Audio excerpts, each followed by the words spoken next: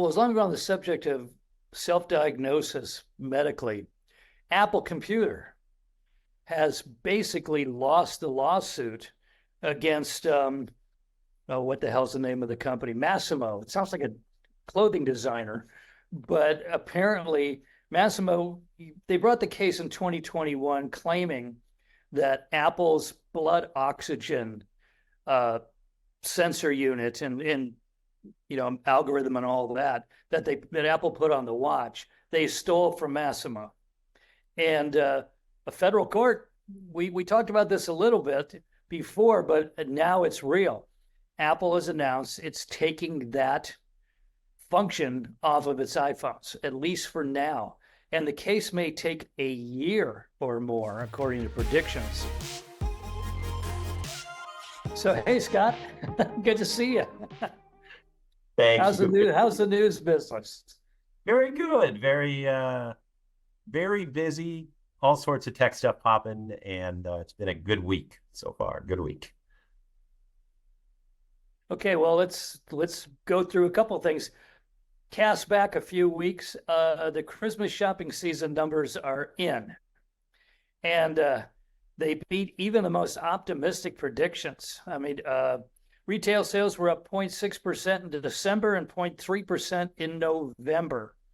And that seems to suggest that maybe consumers are still optimistic and they could theoretically carry us through 2024 if they're spending like this. What do you think? Yeah, they're optimistic now. The job numbers are good. But there are a couple of clouds on the horizon. One, we're starting to see some layoffs again in the tech industry by both big companies and smaller companies. So clearly, I don't know if it's sort of a New Year's thing, but we're starting to see some companies get nervous about their headcount, and that's always bad news. Also, reports that credit cards are really, really high when it comes to the balances, and that's always a rough combination. It's one thing to carry a credit balance when you know you're going to have a job and be able to pay it off, but the combination of potential job losses and high credit balances are rough for consumers. And so I hope 2024 doesn't bring those two things together to a head. But other than that, you're right. The economy is humming along. The consumer is still spending. Job numbers have been strong. And that's a really good sign. Yeah, we talked about this a little bit last week, but consumer debt on credit cards is as high as it's ever been. And they did some research and they found that a lot of people are still paying off Christmas 22 debt, which is just a terrifying thought. That's being under a cloud now for 13 months. Right. There's Christmas debt.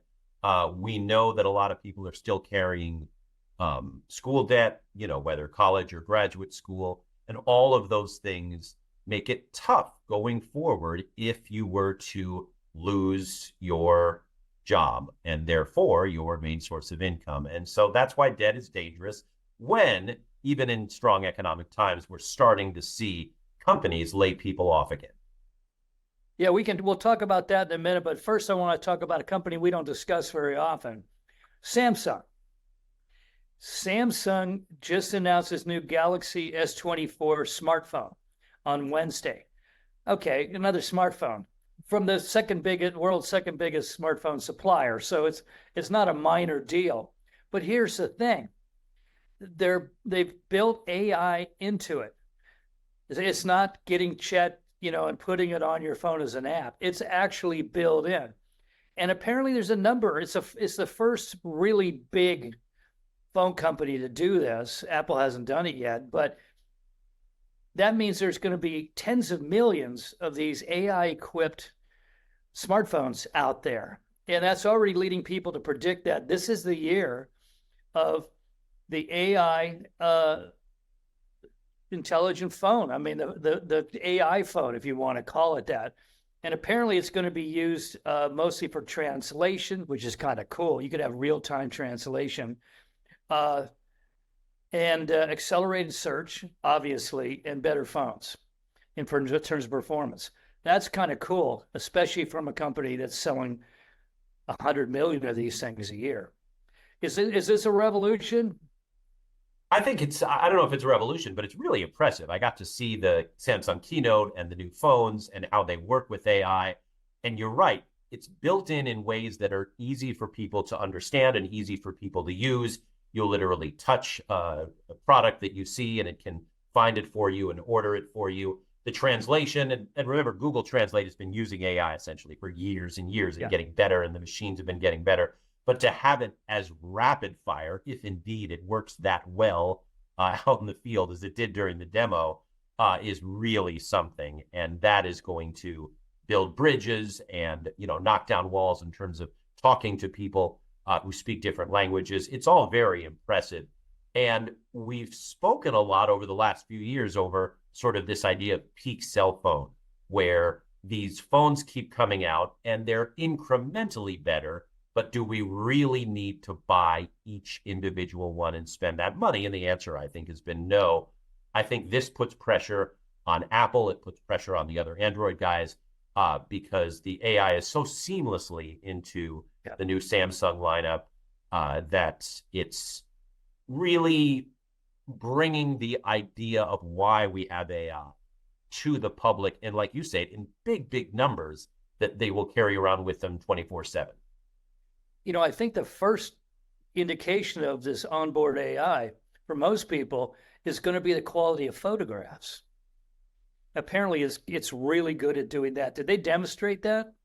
Yeah, there are ways of making a photograph better and clearing the background and all that stuff. And Apple has been dabbling with that too. It's interesting in the Apple demos that they don't call what they're doing AI, even though it's essentially AI. I don't know if that's an Apple thing trying to do their own branding, but at some point, as artificial intelligence takes off as something that people may want commoditized into their devices, not to mention into certain apps, they want this in their lives. It's going to be, I think, important to signpost this.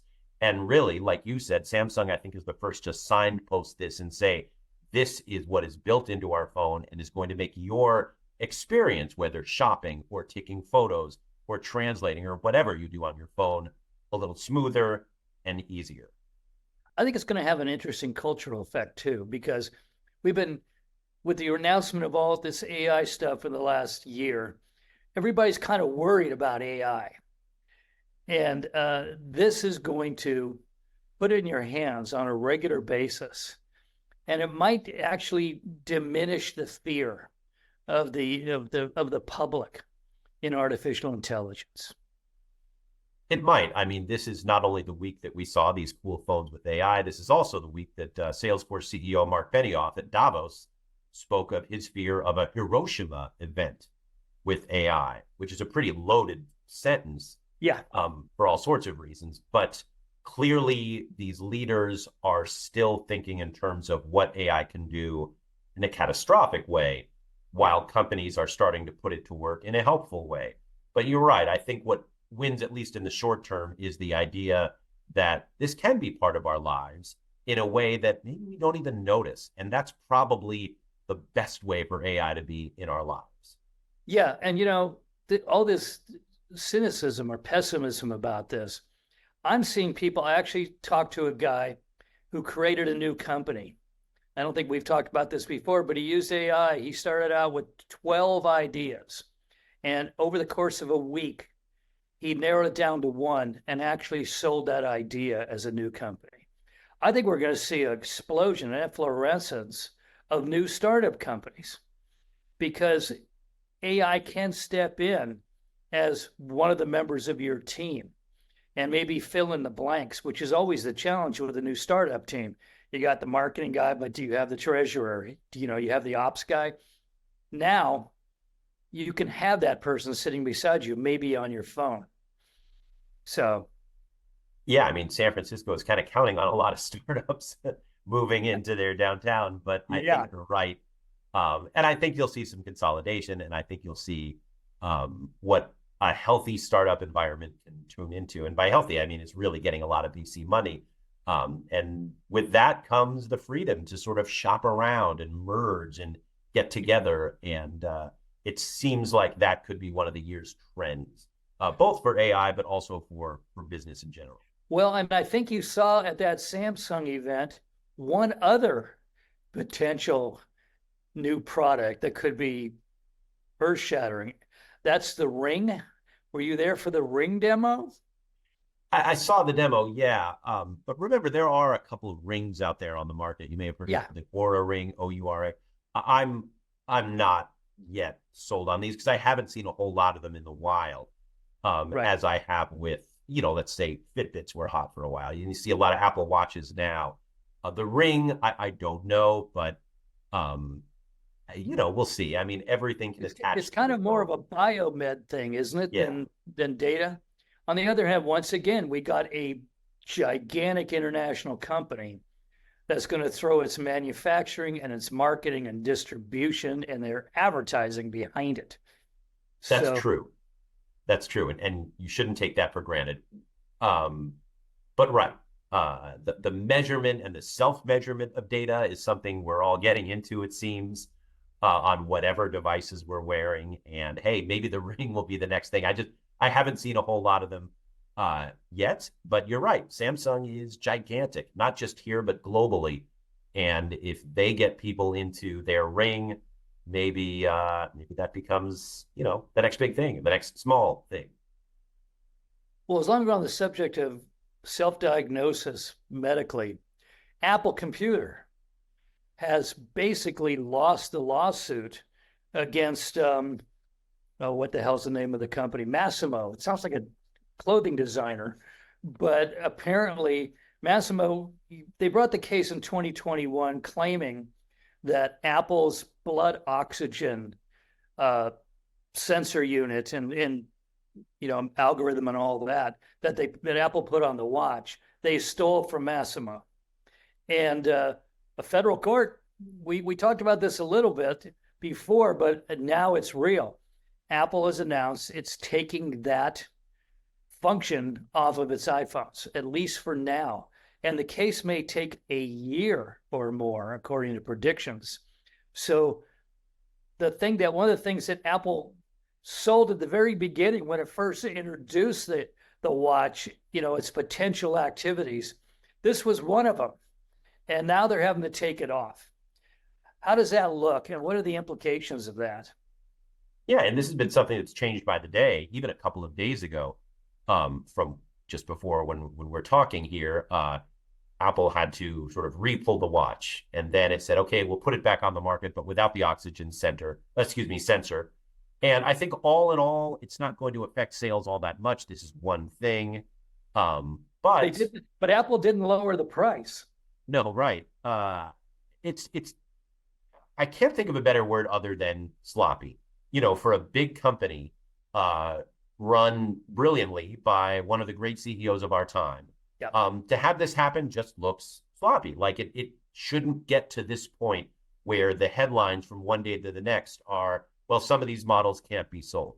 Okay, they can be sold, but we hope you don't want this one feature on it anymore because we have to remove that. That just doesn't look smooth, if you will, in the market. And Apple is the smoothest company out there. So this surprises me for such a hardware successful giant like Apple. That said, I don't think it's going to be a big deal. But who knows? Maybe Samsung takes advantage and either pays Masimo a whole lot of money or buys the company and puts that sensor on its ring or something and says, "Hey, you can get it right now." I Well, don't know. the sloppiness and the back and forth of the announcements and all that suggests that Apple thought they were going to either settle with Massimo or bully them and pay them off in some way or acquire them. And yet, all of those hints that something like that was about to happen just fell by the wayside. And I'm not sure why Apple would let itself go through this when they obviously could have fixed it. Right. And right. That's why this is such a surprise. Is it's not a huge thing. I don't think it will affect sales all that much, but I think it just looks bad in a way that Apple almost never looks bad. Yeah, I mean, it's very interesting.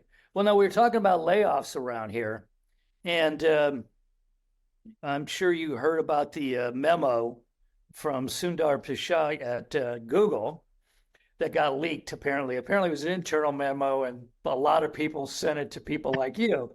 Right. That Google is it's already laid off 1,000 people in this recent round, all the way up to today. Now, Pichai says that there's going to be a lot more layoffs throughout the rest of the year. And supposedly his quote was, "We have ambitious goals. We'll be investing in big priorities this year, but the reality is we have to create the capacity for this investment, and we have to make tough choices." Now, I would have thought that Google had enough cash on hand. It could make these changes without having to lay off people. I think that's a polite way of saying we're going a different direction and we're going to get rid of all the dead wood. Well, right. I mean, when Chai says we're going to grow in certain areas and invest in certain areas, that means they're going to hire a bunch of people, maybe even buy some companies. But you're right. They want to do that while trimming what is going away. And, Google is, I mean, we saw this with Meta in their year of efficiency, and tens of thousands of jobs were lost because they really made a big pivot. And it really pleased investors, if you remember, all of last year.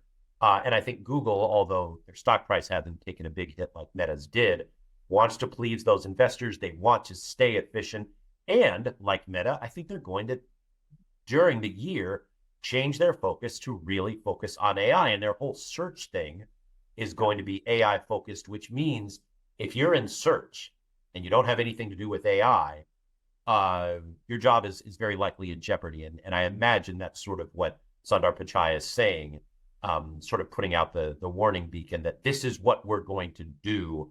And if you're not on that train, try to get a ticket real soon, because the train is leaving the station. How many terrible metaphors about this can I do? But, this is where the company is going.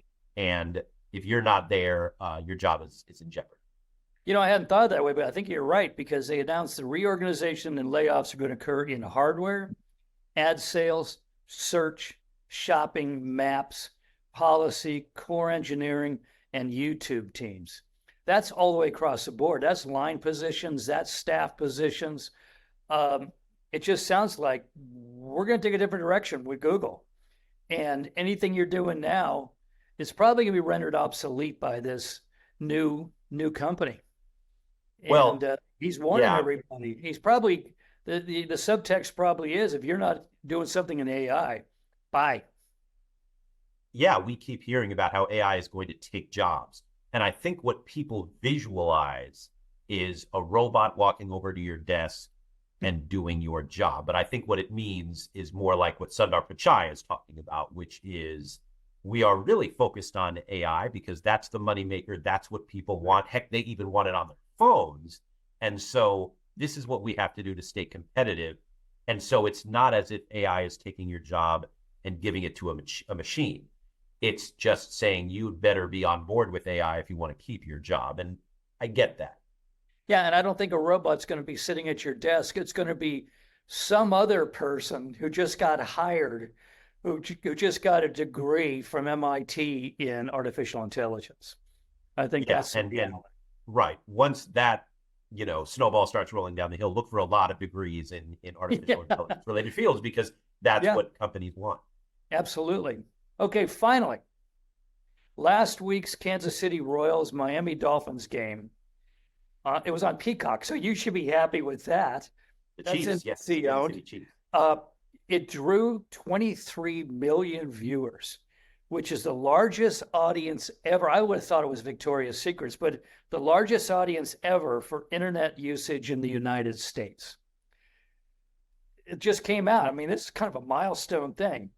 So the question I have for you, were these numbers so high because it was only on Peacock, or because of the miserable weather, or because of the two teams playing, or was the difference just made up by all those Swifties out there who wanted to watch, Taylor in the luxury box during the game?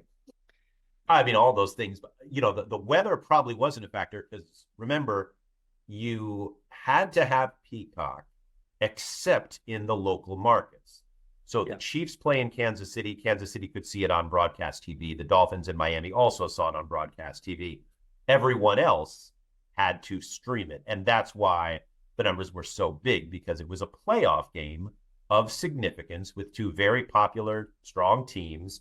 And sure, why not throw in the Taylor Swift factor? That's brought audiences to whatever broadcast of a Chiefs game you had so far this year. And, you know, the whole thing comes together to make these things, and by these things, I mean NFL games these days, events. I mean, you look at what the most watched programs on television are over the last several years, they're pretty much all football. Yeah. And so to see the most streamed event being a football game is in a lot of ways not surprising. And I was checking, say, Down Detector. And if you know Down Detector, it tells you when a site, whether it's Instagram or, you know, a cable site or something is down and people are complaining. And obviously the complaints for Peacock went up during the game because so many people were on it. But there may have been like 3,000 or 4,000 complaints. And out of 23 million, once you realize that's how many people were watching, I thought, wow, yes, this was a pretty successfully streamed thing. And I don't know, because it's about 4,000 pay grades above me. But what Peacock, I'm sure, as any streaming service really wants that has a hit, is to find out, are people staying, you know, for the other stuff that's on Peacock, whether it's sporting events or programming or whatever. And again, that's, I'm not in that, trust me, I'm not in that email chain, but that's. Yeah, but it suggests that numbers like this, that we're going to see a lot of this sort of solo streaming of major sporting events, you know, on one platform, because the payoff is so enormous. It can be, right. I mean, you know, the old ESPN or Fox days are over, it seems to me. Well, but I mean, ESPN especially is getting into streaming. I think the question is, because I heard reports, and these are not confirmed by me, but that, you know, Peacock may have paid $100 million for the game. So did they make that much, both in streaming and advertising and all that stuff? I would ask the same of Amazon. You know, Amazon now is the exclusive place to watch Thursday Night Football every Thursday, not a playoff game yet. So it's not the first streamed playoff game, but we've seen, you know, Thursday Night Football on Amazon Prime for a while now. And I don't know how the financials are there, but they've kept that up. You're going to see World Cup games. You're going to see Olympics, obviously. All these things are going to be streamed because sports is really reliable money for whoever can get their hands on them, whether a TV network or a streaming service or whatever. And so I think the race is going to intensify. I would say it's on, but it's already on, to see sporting events on various streaming networks. Well, we'll see. Well, now that Travis Kelce is going to retire, we'll see if Peacock's ratings stay high next season. Well, I think you may be confusing him with his brother on the Eagles, who is retiring. Oh, but Travis on Kansas City is, as far as we know, still sticking around. A couple of years younger.